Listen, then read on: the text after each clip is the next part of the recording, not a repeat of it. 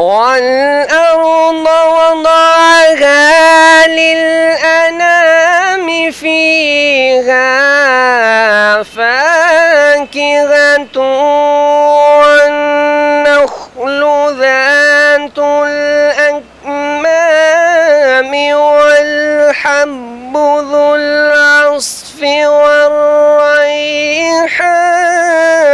فبأي آلاء ربكما تكذبان.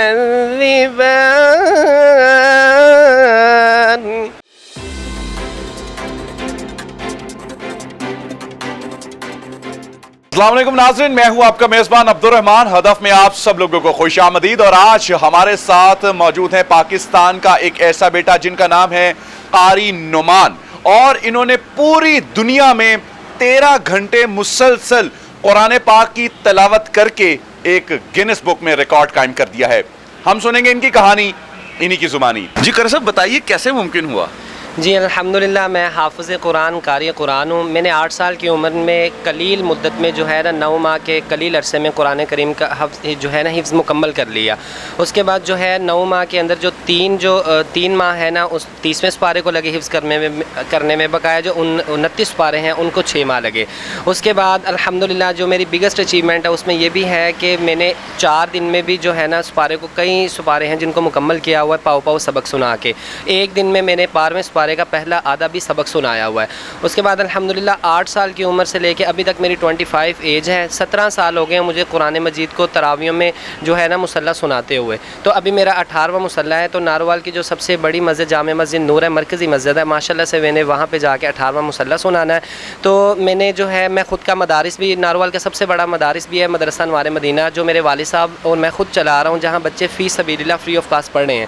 تو میں وہاں جاتا ہوں، یہاں سے چھٹی ہوتی ہے تو میں 5 دن میں بھی بچوں کو سناتا ہوں، کیونکہ ان کی بھی منزل بہتر ہو جائے، کیونکہ ہم ان کے لیے رول ماڈل ہیں، تو ان کی بھی منزل بہتر ہو جاتی ہے تو ہماری بھی بہتر ہو جاتی ہے۔ تو میں نے 5 دن میں بھی سنایا، 3 دن میں بھی سنایا، تو 1 دن میں کبھی نہیں تھا سنایا، کیونکہ میں نے اپنے آپ کو نا دنیا کے سامنے نا اپنے آپ کو ایک فیس کروانا تھا، کیونکہ میرے کچھ گولز تھے۔ تو میں نے الحمدللہ 13 گھنٹے کے اندر نا بنا روکے زبانی جو ہے قرآن مجید کی تلاوت کی، تجوید و تکریم کے ساتھ، لحن جلی لحن خفی ہر چیز کا خیال رکھتے ہوئے، جس میں جو پہلے 15 سپارے ہیں، اور اس میں مین چیز ہے کہ نفل جو نیت کر کے پھر شروع کیا تھا۔ پہلے 15 سپارے جو ہیں پہلے 7.5 گھنٹے ایک ہی جگہ پہ کھڑے ہو کے پڑھے گئے ہیں، اور دوسرے جو 15 سپارے ہیں وہ بیٹھ کے پڑھے گئے ہیں۔ تفسیر کا بھی کوئی نالج ہے ترجمے کے حوالے سے کہ اس کے اوپر ابھی آپ تیاری کر رہے ہیں؟ جی میں اس کے اوپر الحمدللہ بھی تیاری کر رہا ہوں۔ میں قرآن پاک کے متعلق کہا گیا ہے اسے ٹھہر کر پڑھو، اس کے سمجھ کر پڑھو۔ تو جس طریقے سے، جس تیزی سے آپ نے اس کو پڑھا ہے، آپ کو نہیں لگتا کہ اس میں بہت ساری غلطیاں ہو سکتی ہیں اور جو قرآن پاک کو سمجھنے اور سیکھنے کا جو مقصد ہے وہ ضائع ہو چکا ہے؟ جی الحمدللہ، اگر آپ بھی یہاں سننا چاہیں کہ جیسے مرضی 3 طریقوں سے پڑھا جاتا ہے قرآن مجید، ترتیل کے ساتھ، تدبیر کے ساتھ اور حدر کے ساتھ۔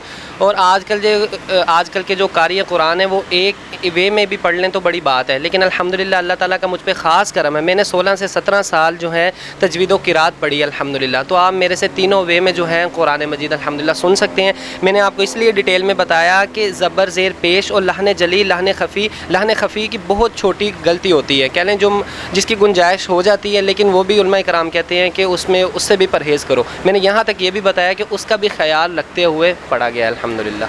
9 ماہ میں آپ نے قرآن پاک حفظ کیا، اگر یہی قرآن پاک آپ 9 سال میں کرتے تو زیادہ بہتر نہیں تھا اس کو سمجھنے میں، اس کو بتانے میں، اور اس کے بعد جب آپ اس چیز کو لوگوں کو بتاتے، اس کی تعلیمات کے بارے میں بتاتے، وہ زیادہ بہتر ہوتا؟